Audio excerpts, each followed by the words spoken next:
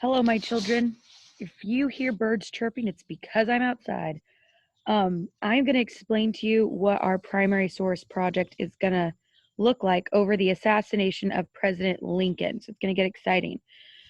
So the first thing is I am going to have you look over 4 different primary source documents. Okay? So remember what a primary source is. It is something written from that time period about an event that took place. And it can be from an eyewitness. It can be a newspaper report of it. There's a lot of different kind of primary sources, right? There can even be objects and things.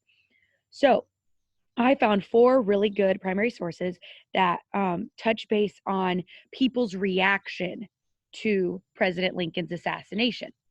So the first thing you are going to do is you are going to complete a Soapstone questionnaire for each primary source.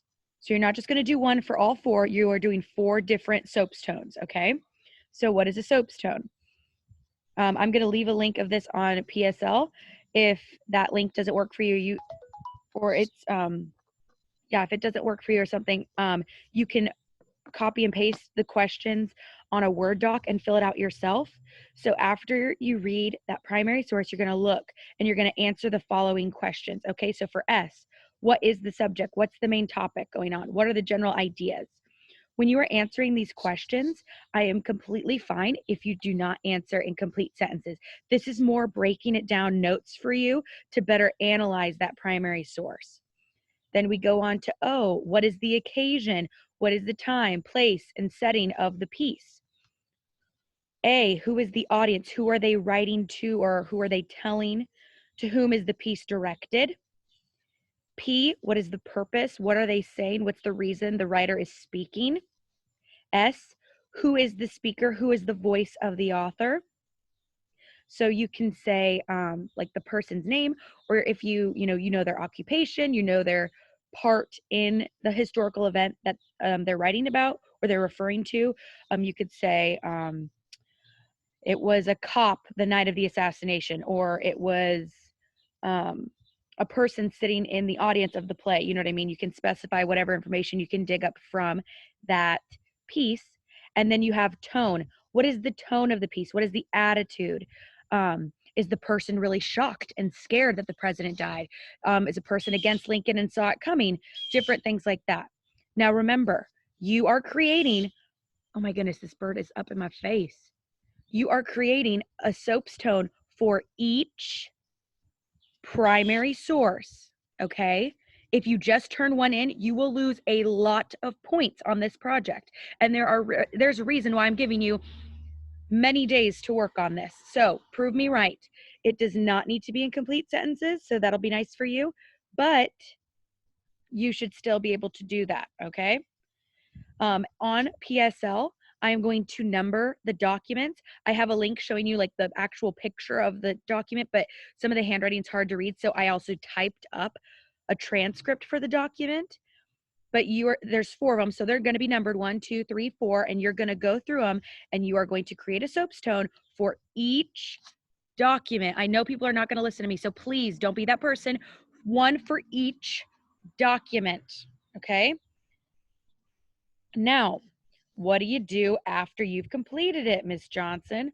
Well, you are going to do something for me. Let me find the picture. Scrolling down my computer. Here we go. So you then, after understanding different people's views, reactions, more information about the attack, you are going to write a letter.